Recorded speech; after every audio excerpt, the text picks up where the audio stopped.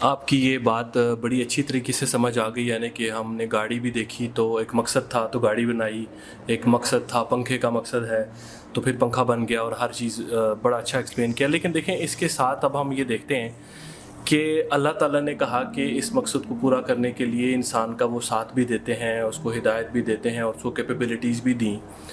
اور اللہ تعالیٰ نے بالخصوص ایک بات کا ذکر کیا. دیکھیں بچپن سے ہم سنتے آ رہے ہیں اللہ تعالیٰ جو ہے انسان سے 70 ماؤں سے زیادہ محبت کرتے ہیں، ٹھیک ہے. لیکن مجھے یہ نہیں سمجھ آئی کہ ایک مقصد بنا لیا ہے، اس مقصد کو پورا کرنے کے لیے اب انسان بھی بنا لیے تو اتنی سخت سزائیں رکھ دی ہیں، اتنی ڈراؤنی سزائیں ہیں، آگ میں جلانا، پتہ نہیں کینچیوں سے کاٹنا، اور اتنی ڈراؤنی ہم سزائیں جو سنتے ہیں.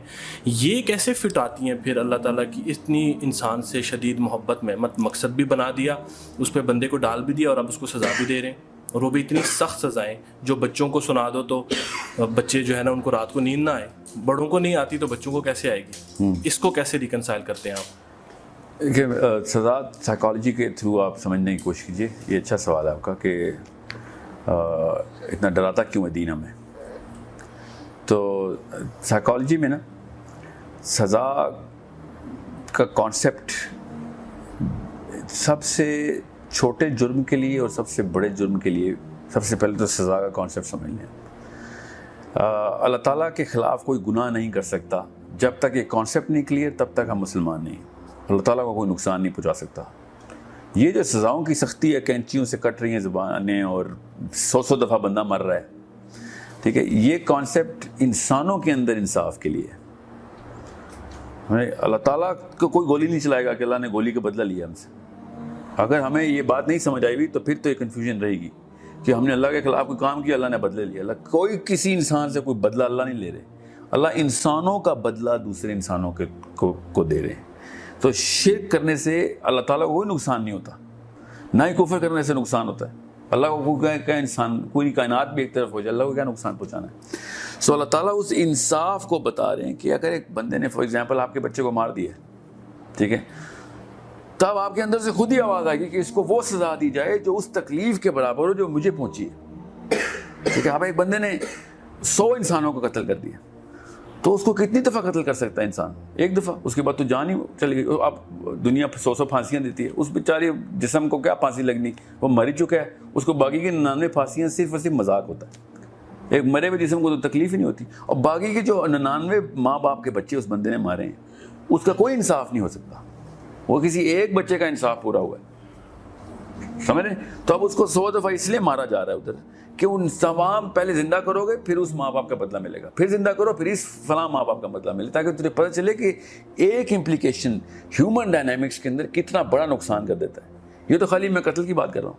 آپ خود سوچیں شرک کے اوپر اس کی کیلکولیشن ہی نہیں ہے، ہیومنلی پاسبل ہی نہیں ہے کہ ایک بندہ شرک کر رہا ہو تو پوری کی پوری انسانیت کو کتنا بڑا نقصان دے رہا ہوتا ہو.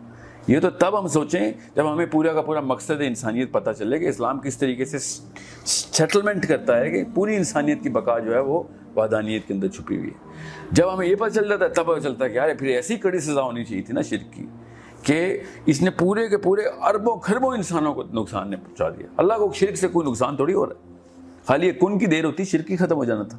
یہ تو اللہ تعالیٰ نے آپسی امتحانات ڈالے ہوئے. انسان کا انسان کے ساتھ تعلق ہے، اس کا سلوشن اسلام ہے. اللہ تعالیٰ کے ساتھ انسان کا تعلق تو کافر کا بھی اتنا ہی ہے جتنا کہ مسلمان کا ہے. تو جیسے انسان ایک وحدانیت اور پراپر اسلام کی ڈیفینیشنز اور سب سے پہلے اس کی پرپز اور اس کی اینڈ ان مائنڈ رکھ کے ریورس انجینئر کرتا ہے کہ میں لائف کو کس طرح ہو، تو خود ہی پتہ چلتا ہے کہ سب سے پہلے تو اپنے بچوں کے لیے سب سے بہترین سلوشن ڈھونڈوں میں. اس کو پتہ چلتا ہے کہ میں اگر کچھ بھی غلط کام کروں گا تو اس کی امپلیکیشن بچوں پہ آتی ہے. ہم سب کو پتہ ہے، اپنے اپنے گھر کے اندر ہم پکے مومن ہوتے ہیں، پوری مقصد کے تھرو اپنی روزی روٹی کا انتظام کرتے ہیں کہ یار بچے نہ بھوکے ہو جائیں، کوئی ایسا گناہ نہ کریں جو کہ اثر بچوں پہ آ رہا ہو، کوئی ایسی چیز گھر میں نہ آ جائے جس سے بچوں کے ساتھ مسئلے ہوں. جب اپنے گھر کے اندر ہم اپلائی کرتے ہیں وہی چیز جب اللہ تعالیٰ 7 ارب لوگوں کے لیے اپلائی کر ہوتے ہیں تو ہمیں مسئلے شروع ہوتے ہیں کہ یار یہ میرے تک تو ٹھیک تھا، میرے بچوں تک، باقیوں کو کیا فرائض مجھے مل رہے ہیں، تو باقیوں کے بھی حقوق ہیں آپ کے اوپر.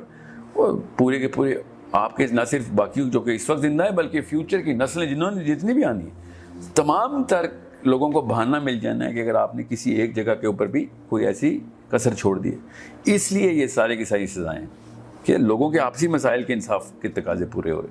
یہ ایک سائیکولوجیکل مسئلہ ہے ہمارا کہ ہم سمجھتے ہیں کہ دوزخ میں اللہ بدلے لے رہا ہوگا. اللہ تعالیٰ کا تو کوئی نقصان ہی نہیں پہنچاتا، بدلے کس بات کے. سو یہ ان لوگوں کی ڈیمانڈ ہونی ہے کہ اس بندے کا نقصان نے ہمارا کیا، اس کا کیا انصاف ہے پھر. سو وہ پھر وہاں پہ انصاف پورا ہو رہا ہوگا. اور ایک فلسفہ ہے پورا جو کہ لمبی تفصیل میں نہیں جاؤں گا. دوزخی اصل میں تسکین جنت ہے. دوزخ کا کانسیپٹ ہی تسکین جنت ہے. سب سے بڑی جنت یہ ہے کہ ہمیں دوزخ میں نہیں ڈالا جا رہا. جنت کی باقی کی تمام چیزیں تو بونس ہے، صرف اس لیے کہ میں دوزخ میں نہیں ہوں. یہ سب سے بڑی تسکین ہے. کیا ہے میں نے یہ جو گناہ نہیں کیے اس کا فائدہ دیکھو کیا ہو گیا. وہاں پہ حوریں اور پھل اور یہ سب چیزیں، it's another lifestyle, totally different ball game. The fact کہ جب دوزخیوں کو سزا ملے گی، یہ سب سے پہلی ڈیمانڈ ہونی ہے ان لوگوں کی جن کے خلاف دوزخیوں نے گناہ کیے ہوئے. سو اس کی زبان کاٹی جائے، کیونکہ آپ کو دنیا میں چھوٹا سا اثر نظر آتا ہے کہ اگر میرے بارے میں کوئی تہمت لگا کے بیٹھا ہوا ہو اور میرے نقصانات پہ نقصانات ہو رہے ہوں کیونکہ کسی نے تہمت لگائی ہوئی تھی، نوکری نہیں مل رہی کیونکہ پیچھے سے کسی نے تہمت لگائی ہوئی تھی، شادی نہیں ہو رہی تہمت لگی. میں ایک چھوٹی سی مثال دے رہا ہوں، چھوٹا سا، تو آپ کو پتہ چلتا ہے کہ اس کی زبان کیوں نہ کاٹی جائے. پھر اس نے پتہ نہیں کتنے دفعہ مجھے نقصان پہنچایا خالی ایک بکواس کر کے کہیں پہ جھوٹ بول کے. سو یہ اس ہیومن ڈائنامکس کے اندر لینئر ایکویشنز مت سالو کریں. It's a multi dimensional concept of how humans are balanced in the rights and wrongs and the benefit and the loss جو کہ ہو رہا ہوتا ہے کسی ایک ایکشن کی وجہ سے. جب ملٹی ڈائمینشنل کانسیپٹ سمجھ آئے گا ہیومن ڈائیگرام کا، تب پتہ چلے گا یار اتنا نقصان ہو رہتا ہے غیبت کا، ایک چغلی کا، ایک قتل کا بہت ہی بڑا. اسی سے پتہ چلتا ہے گناہ کبیرہ کیا ہے. وہ میس ایک نیوکلیئر بام کی طرح نقصان پہنچاتا ہے پوری انسانیت کو. وہ پہ پتہ چلتا ہے کہ گناہ کبیرہ کیوں. پھر عام ایسے گناہ جو کہ چھوٹے گناہ ہیں، وہ اس کا مطلب ہوتا ہے اس کا اسکوپ ذرا لمیٹڈ ہے، اور وہ تو وضو کرنے میں معاف ہو جاتے ہیں.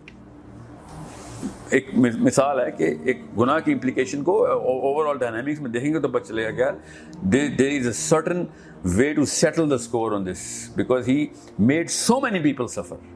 ایک باپ اپنے بچوں کو اگر دین کے اوپر نہیں لے کے آ رہا، اس باپ کی سزا کا اندازہ ہم میتھمیٹکس کے تھرو کر ہی نہیں سکتے، کیونکہ انہوں نے 50-100 سال جتنے بھی عمر گزارنی ہے اور جتنے گناہ کرنے ہیں اس کا اصل میں باپ کون ہے. تو they technically can testify in the court of Allah تعالیٰ کہ اس کی وجہ سے ہوا ہے سارا کچھ. سمجھ رہے؟ سو اسے کہتے ہیں صدقہ جاریہ. اس طرح گناہ جاریہ بھی ہے جس کی پراپر پہاڑوں کے پہاڑ نظر آئیں گے لوگوں کو. یار میں نے ایک گانا ریلیز کیا تھا خالی، بس یا اللہ اس کے بعد تو کچھ نہیں کیا. اس گانے کے پیچھے پتہ نہیں کتنی وائرلٹی ملی اس کو، اس کے بعد کتنے ہی وہ ڈانس پارٹیز میں کتنا زنا ہوا، کتنی شراب چلی اس گانے کے سرور میں. وہ سب کی سزا کس طریقے سے مل رہی ہوتی ہے. پھر کیوں نہ پھر آپ کی کینچیاں نکلیں پھر دوزخ میں کہ تو نے اتنا نقصان پہنچائیں. تو اس مین ورسز مین ڈائیگرام جو جنت اور دوزخ میں ہو رہی ہے. نو ڈائیگرام ان اسلام از مین ورسز اللہ. اللہ تعالیٰ نے ایک دفعہ بھی نہیں کہا کہ تم نے میرا نقصان کر دیا یا تم تو اللہ کو نقصان پہنچانے جا رہے ہو. یہ تو کانسیپٹ ہی کہیں سے آیا ہے ہمارے اندر سائیکولوجیکلی، کیونکہ فرسٹ پرسن اللہ تعالیٰ خود ہیں، تو ہم سمجھتے ہیں کہ اللہ اپنا غصہ اتار رہے ہیں کہ کہیں پہ یوم الدین میں اللہ تعالیٰ کے سامنے ہم کھڑے ہوں گے، اللہ ایک کٹہرے میں ہوگا، ہم دوسرے کٹہرے میں ہوں گے. نعوذ باللہ. اللہ تعالیٰ ہی جج، اللہ تعالیٰ از ناٹ دا مدعی اور نہ ہی the petitioner nor the defendant. So this is the question that you asked, I hope. Yes sir. دین کی بات پھیلانا صدقہ جاریہ ہے. ثواب کی نیت سے ویڈیو کو شیئر ضرور کیجیے. جزاک اللہ.